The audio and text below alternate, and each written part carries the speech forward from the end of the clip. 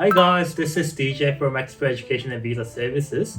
So today we are here with Amber, who recently received the 190 as a marketing specialist. Hey Amber, how are we? Good, how are you? Very good. Okay, so today we're going to talk about your study journeys and also your work experiences in your current workplace as well. So can you briefly tell me about what you have studied and where you have studied from? Yes, so I studied at QUT, a Bachelor of Creative Industries and Business double degree, majoring in fashion communication as well as marketing. Yeah. And then can you briefly tell us about where you're working and also what you are doing so far as well? Yeah, so I started working at a fashion e-commerce company, third year into uni, and I started working there full-time after graduating, and I work as a marketing specialist. And I started as a marketing assistant, and then I went through the levels of coordinator and then specialist, and that's where I am now. Okay, cool. And then when did you start, getting your work experience back in uni? Yes, in my third year of uni. So as part of the uni degree for creative industries, you have to do 2 internships as part of the program. So it was really convenient in a way to do the internship in a fashion company, but be able to do some fashion element and some marketing element. So it's really beneficial for both of my degrees, even though the internship was only required as part of the creative industries degree. Right. So I started working there in my third year of uni, and I just continued working there the whole time. Awesome. So do you have any advice for, let's say, students currently studying what you have studied back in uni? Yeah, definitely. The opportunity was great to be able to start working before you graduate. Talking to my peers who graduated with the same degree, it wasn't easy for everyone, even people who were born in Australia, to get a job straight out of uni that was in either fashion or marketing. So I think it was really helpful to find, if you have the opportunity to look for an internship, start as young as you can so that you get into the industry, get some experience way before you graduate. It is probably the biggest thing that helped me out. And would you recommend people to, let's say, do networking in the uni when they're studying, or? Definitely, yeah. Network as much as you can. You never know when they're going to be helpful. Like maybe a few years down the track, and you're like, oh, hey, remember you from whatever. You build a connection, and yeah, it has definitely helped me as well. Networking.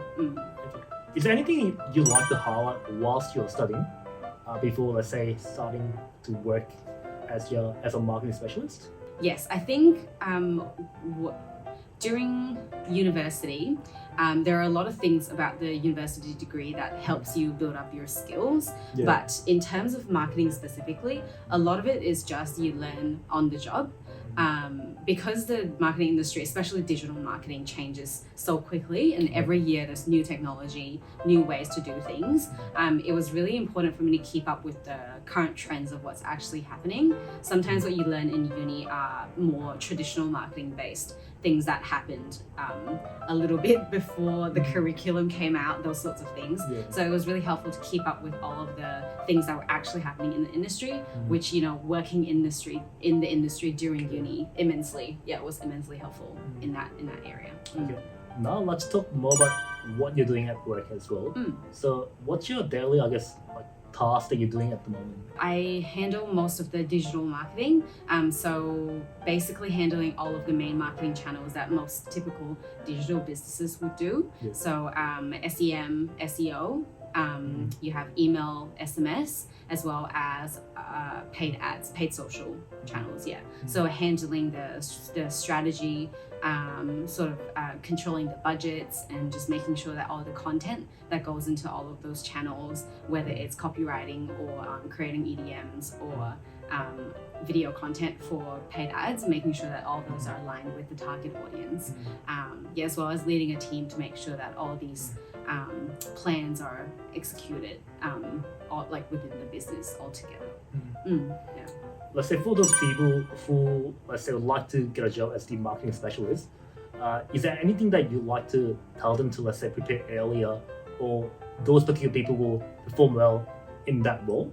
I think what I've found in the marketing industry is the more you do, the more chances of you being recognized or being promoted. In marketing is very much show what you can do, and people will realize, and in that way you get promoted faster. Right. In comparison to something like software engineering, where it's probably more like X years of experience equals X level, junior, mid, senior equals X pay. In marketing, it's a little bit more fluid. So it's just the more you be more proactive, the better your career outcomes, or the faster you progress. Yeah. And then let's say, as a marketing specialist, when you're working, I guess, where do you really find the job satisfaction from usually? For me personally, it's all about the numbers. So yeah, the better the commercial outcomes, the more satisfying to be able to, like for example, an email's open rate, being able to get more people to open that email is really satisfying, because you've written your subject line well, or the content is really relevant to the audience, and you see like really great click-through rates. Yeah, so for me, it is definitely the satisfaction comes from being able to see the numbers grow and like doing the right things to get better results. And then let's say for those students who are currently studying, but let's say who struggle to get a job at the moment, what's the job market so like for the marketing industry? Yeah, I would say it's not difficult to get into, especially these days. There are more and more smaller businesses that popped up, so everybody needs marketing. That's a useful benefit, I guess, for the industry. It's not so difficult. You just have to start somewhere. So my advice is, if you're finding it really difficult to get your foot into marketing, it's probably just better to get your foot into anywhere, doing literally anything. And if you show the your enthusiasm, someone will pick it up and then progress you into the places you want to go. But yeah, start somewhere. That's my advice. Okay, cool. Now let's talk more about let's say visa type work, and then obviously you landed in a job where you have started working as an intern in your current company. Let's say, how did you get the 482 TSS visa with them? Yes, so because I started working with them back when I was in my 3rd year of uni, I think this is my 7th year working for them. So I started off as casual, which obviously doesn't count as like full-time employment. So I kept working. I went from a student visa onto a 485 visa. And from that point onwards, it got to a point where I was kind of out of options. So I approached the employer and I said, I have been here, I think at that point I was there for maybe like 4 or 5 years. And because it was a smaller business, at the start, when I started working there, I was a very integral part of the team. So I asked my employer, would you be interested in sponsoring me for a 482? I would very much like to stay here and continue working for the company. And that was really the main point. Like, of course, I really wanted to stay in Australia, but I was really passionate about working for the employer, to which they agreed and said, yup, we don't really want to go and try to find a replacement because it's obviously difficult and expensive. And so they agreed to it, but it definitely was because I have been there for so long and I have shown my passion and loyalty to them for that whole time. So it was really fortunate to be in that position to be able to ask for that, and the employer be in the position in order to sponsor me. So yeah, a lot of like right place, right time, but also the hard work and just the loyalty helped. So for those people, let's say, who are struggling to find a sponsor for the 482 visa, would you recommend them to work in these smaller companies compared to the, let's say, big companies? It's probably the extreme ends. Actually not too small, because a lot of employers won't have the confidence to bring you on and sponsor you if you're meeting them for the first time. They really don't know much about you. It's a cost and commitment for them as well. So probably not too small. A certain almost medium-sized business is probably a better place to be. Otherwise, you probably go extremely large corporates who have the power to sponsor heaps of people. Right. So how many people are currently working in your workplace at the moment? We're over 100, just over 100. Okay. Yeah, at the And moment. did they sponsor anyone previously before you, or No. are you the first person? First and only. First and only, making the record history. Yeah. Awesome. So let's talk about a little bit of like the work culture here in Australia. What's it like, let's say, working as a marketing specialist in an e-commerce business here in Australia? In my experience, it was extremely collaborative, which is good. It is a very inviting culture where everyone's ideas are welcome and everyone is allowed to contribute in the way that you want to contribute. So I've always found it very inviting, welcoming, and encouraging. I think there's also the element of, in general, the workplace culture is very positive in terms of the actual output. There's a lot of encouragement of if we have a bad sales year, we look at what we can do better.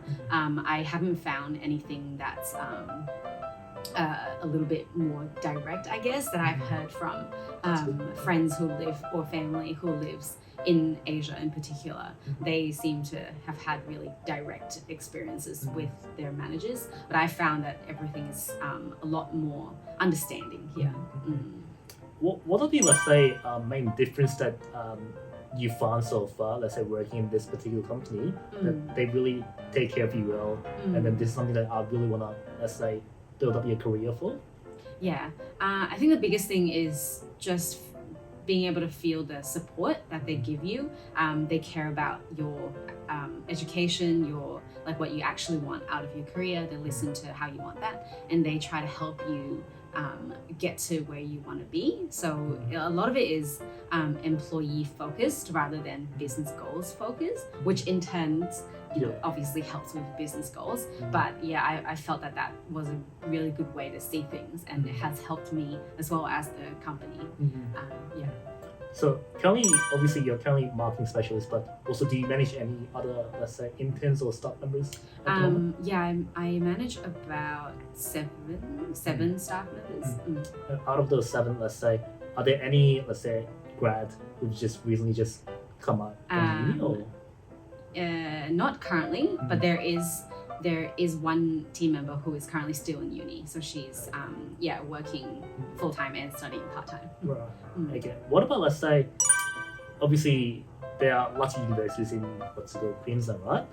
Do you find any particular difference, let's say, when a graduate, let's say, from QUT is different to other universities, or is there any preference of the, let's say, students from the QUT performs better, let's say, that they will come into the workplace? What do you think? No preference at all. Yeah, I think in marketing, because a lot of it that you learn in uni is theory based, and what you actually do is completely different to what you learn. You just have to start pretty much from the ground up when you first get a marketing job. So to me, there's no difference if you go to whichever uni you go to, but also there's not too big of a difference between someone who has a university degree versus not. Obviously these days you typically do have to have a university degree for an entry-level job, just to show that you have the determination and the discipline to finish a university degree, and obviously the theory helps, but yeah, not too big of a difference. What was your work? What was your experience preparing for your visa with us in general? Yeah, I found it to be very easy. I have applied for quite a few visas ever since coming to Australia, like the student visa initially, then the 485, then the 482, and visas are a bit, they're not the easiest things to apply for. There are a lot of technicalities that you sometimes just fear that, you've written the wrong thing. Sometimes it's really hard to Google what you're asking because it might be really specific to your circumstances. So I found that the process has been so good because I always have someone to go to with those questions, and it just made the entire process way less stressful because I know that someone else is looking out for me who has the professional insights into what everything should be, what's the correct way to lodge the application, the timings and everything like that. So I think the biggest benefit was just that I was way less stressed than I would have been if I was doing this process alone. Okay, advice or tips for those people who like to pursue this career, I guess. Yeah. So people can make the better decision, let's say, if this is really right for them or not. Yeah. I think in terms of marketing, typically you, in the first few years in marketing, you sort of do a little bit of everything. It gets to a point where you pretty much have to decide, are you more analytical and a numbers person, or are you more creative? Yeah. And that's sort of how it splits into two. But definitely in the first, I would say, few years, maybe like 4 years, it's a bit of everything. So you may have to do what you're not particularly interested in. Say if you discover early that, oh, actually I only like to create content, not really into analyzing a gigantic spreadsheet of data, then that's going to be difficult, but everybody has to go through it in the beginning. So I guess it's just knowing that you have to go through the grind to get to anywhere, and it's not easy because there is no correct answer in marketing ever. There is only how do you achieve better results, how do you get better, engagement results, etc. So there is that element of there's no such thing as a correct answer. You will never feel like, oh, I've done it correctly. No such thing. So it is definitely a challenge for some personality types if you just prefer to have the correct answer rather than an ambiguous it's not easy for some people, but if you like creativity and space to grow, like the sky's the limit in marketing, because you can do whatever you want to change how you market things as well. Let's say for those people who might not have experience working in Australian company or workplace, let's say what is it like? Is there anything that they have to be aware of before, let's say, working in a Australian company? Yeah. Or any tips that they can, let's say, settle in better with the colleagues? I think the biggest thing I've noticed is that it's way more casual than you think. Yes, sometimes you could imagine from, hearing from family and friends who work in Asia, it seems to be a really formal corporate culture. Like business hierarchy is very prevalent in the workplace. In Australia, I found that it is a lot more casual. People are way friendlier. So I guess just going in knowing that will probably help you make friends with people you work with faster, to build relationships that are beyond just pure work, because it's more fun to enjoy working with the people you work with. So definitely that, it's a lot more casual. So for those people, let's say, who are more introvert than extrovert, what do you think? Do you think that's still, let's say, fun to sort of simulate with the definitely.